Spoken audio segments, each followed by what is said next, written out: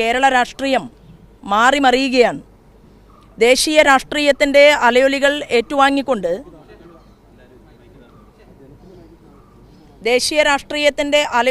ഏറ്റുവാങ്ങിക്കൊണ്ട് കേരളത്തിൻ്റെ സാംസ്കാരിക തലസ്ഥാനമായിട്ടുള്ള തൃശ്ശൂർപേരൂരിൽ ആരാധ്യനായിട്ടുള്ള ശ്രീമാൻ സുരേഷ് ഗോപിയെ അവിടുത്തെ ജനങ്ങൾ സ്വീകരിച്ചു എന്നുള്ളത് ഏറെ സന്തോഷത്തോടുകൂടി നോക്കിക്കാണുകയാണ്.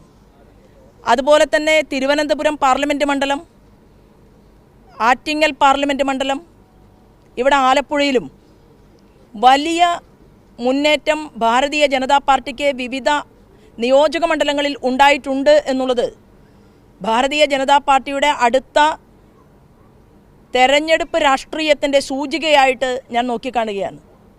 വളരെ സന്തോഷത്തോടുകൂടി ആലപ്പുഴയിലെ ജനാധിപത്യ വിശ്വാസികളോട് വളരെ കുറഞ്ഞ നാളുകൾ കൊണ്ട് എന്നെ ഹൃദയപൂർവ്വം സ്വീകരിക്കാൻ മുന്നോട്ട് വന്ന ഇവിടുത്തെ വോട്ടർമാരോട് വളരെ സ്നേഹത്തോടുകൂടി ഞാൻ അവരുടെ മുന്നിൽ നിൽക്കുകയാണ്.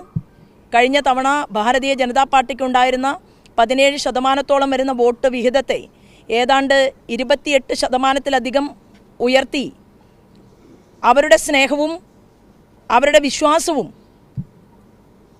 ഒരു സാധാരണക്കാരിയായിട്ടുള്ള എന്നിൽ ഏൽപ്പിച്ചു എന്നുള്ളത് തീർച്ചയായിട്ടും കേരള രാഷ്ട്രീയത്തിൽ ഇനിയും പ്രവർത്തനങ്ങളുടെ മികവുമായിട്ട് മുന്നോട്ട് പോകും എന്നാണ് അതിനെക്കുറിച്ച് എനിക്ക് പറയാനുള്ളത്. ഇവിടെ ഭാരതീയ ജനതാ പാർട്ടിയുടെ സംസ്ഥാനത്തെ ഞാൻ ഉൾപ്പെടെയുള്ള മുഴുവൻ ആളുകളുടെയും രാഷ്ട്രീയ രംഗത്തെ ഒരു റോൾ മോഡലായി സുരേഷ് ഗോപി നിൽക്കുകയാണ്.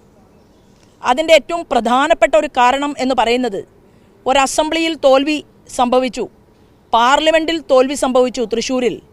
അവിടെ തന്നെ ആ ജനങ്ങളോടൊപ്പം ഇഴുകിച്ചേർന്നുകൊണ്ട് ഞാൻ തൃശ്ശൂർ അങ്ങ് എടുക്കും എന്ന് തീരുമാനമെടുത്തുകൊണ്ട് അദ്ദേഹം കച്ചകെട്ടി പുറപ്പെട്ടപ്പോൾ തൃശ്ശൂരിലെ ജനങ്ങൾ അദ്ദേഹത്തെ മകനായി, അല്ലെങ്കിൽ അദ്ദേഹത്തെ മുതിർന്ന അവരുടെ ചെറിയ 18 വയസ്സും 19 വയസ്സുമൊക്കെയുള്ള കുട്ടികൾ അവരുടെ വീടിനകത്തുള്ള അച്ഛന്മാരെ പോലെ തന്നെ ഞങ്ങൾക്ക് കരുതലായിട്ട് ശ്രീമാൻ സുരേഷ് ഗോപി ഉണ്ടാകും എന്നുള്ള തീരുമാനമെടുത്തു എന്നുള്ളത് ഞാൻ ഉൾപ്പെടെയുള്ള മുഴുവൻ ആളുകളും നോക്കിക്കാണുകയാണ്. തീർച്ചയായിട്ടും ജനങ്ങളോടൊപ്പം ചേർന്ന് നിന്ന് ജനങ്ങളിൽ നിരവധി സമയം പ്രവർത്തിക്കുകയാണെങ്കിൽ അതിൻ്റെ റിസൾട്ട് ജനങ്ങൾ ഓരോ രാഷ്ട്രീയ നേതാക്കന്മാർക്കും അർപ്പിക്കും എന്നതിൻ്റെ ഒരു ഉദാഹരണമായിട്ട് ഞാൻ അതിനെ നോക്കിക്കാണുന്നു.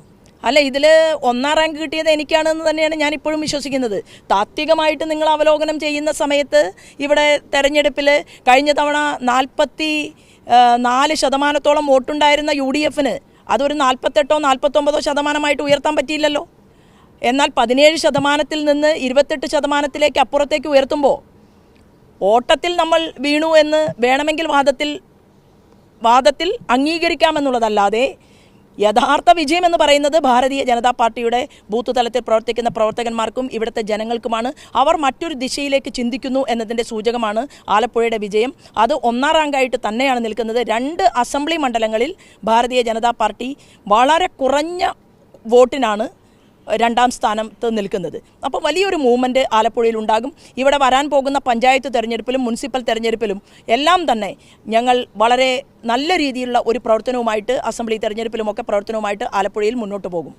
അല്ല, അത് നമുക്ക് തീർച്ചയായിട്ടും കഴിഞ്ഞ തവണയും ഞാൻ അത് മനസ്സിലാക്കിയിട്ടുള്ളത്, ഏത് മാർക്സിസ്റ്റ് പാർട്ടിയുടെ കോട്ടയ്ക്കകത്തുമുള്ള ആളുകൾ അവർ പ്രതീക്ഷയോട് കൂടിയിട്ട് ഭാരതീയ ജനതാ പാർട്ടിയെ നോക്കുന്നുണ്ട്, മനസ്സിലാക്കുന്നുണ്ട് എന്നതിൻ്റെ ആ ഒരു വ്യക്തത കുറേ കൂടി ആലപ്പുഴയിൽ ഉണ്ടായിരിക്കുന്നു എന്നുള്ളതാണ്.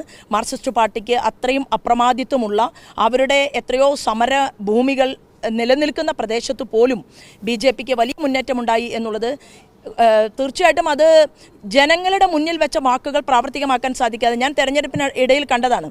പഞ്ചായത്ത് ഭരിക്കുന്നു, അതുപോലെ തന്നെ ജില്ലാ പഞ്ചായത്ത് ഭരിക്കുന്നു, MLA മാർക്സിസ്റ്റ് പാർട്ടിയുടെയാണ്, അതുപോലെ തന്നെ MP അവരുടെയാണ്, കേരള മുഖ്യമന്ത്രി അവരുടെയാണ്. കുടിക്കാൻ കുടിവെള്ളമില്ലാത്ത ഗ്രാമങ്ങളെ ഈ ആലപ്പുഴയുടെ പ്രദേശങ്ങളിൽ നമുക്ക് കാണാൻ സാധിച്ചു. അപ്പോൾ എല്ലാ ഭരണ കേന്ദ്രങ്ങളും ഒരുമിച്ചുണ്ടായിട്ടും ആ ഭരണ കേന്ദ്രങ്ങളെ ഉപയോഗപ്പെടുത്തിക്കൊണ്ട് സാധാരണക്കാർക്ക്, ഇവിടുത്തെ ജനങ്ങൾക്ക് ആവശ്യമായിട്ടുള്ള പദ്ധതികൾ ആവിഷ്കരിച്ച് കൊടുക്കാൻ സാധിക്കാത്തതിൻ്റെ പ്രതിഷേധവും പ്രതികരണവും ഒക്കെ ജനങ്ങളിൽ നിന്ന് ഉണ്ടായി എന്നുള്ളത് വാസ്തവം തന്നെയാണ് എന്നുള്ളതാണ്. അല്ല, അതിന് ഇടക്കാലത്തുണ്ടായതാണെങ്കിലും ഏത് സമയത്തുണ്ടായതാണെങ്കിലും പറഞ്ഞ ഒരു വാക്കിൽ നിന്ന് ഒരു കടുക് മണിക്ക് പോലും ഞാൻ ഈ നിമിഷം വരെ വ്യതിചലിച്ചിട്ടില്ല. ചില ആളുകളൊക്കെ എനിക്കെതിരെ കേസുമായിട്ട് മുന്നോട്ട് പോകും എന്ന് പറഞ്ഞ് പൊന്തയിൽ തല്ലി പേടി കാണിക്കാൻ നോക്കിയിട്ടുണ്ട്, ഭയപ്പെടുത്താൻ നോക്കിയിട്ടുണ്ട്. അതൊന്നും തന്നെ ഞാൻ പിന്നോട്ട് പോകുന്നില്ല. മാധ്യമ സുഹൃത്തുക്കളും ഞാനും ഒക്കെ ഇവിടെ കേരളത്തിനകത്ത് തന്നെയുണ്ട്. യാതൊരു പ്രശ്നവുമില്ല. നമ്മൾ പറഞ്ഞ കാര്യങ്ങളിലെല്ലാം തന്നെ ഉറച്ചു നിന്നുകൊണ്ടാണ് മുന്നോട്ട് പോകുന്നത്.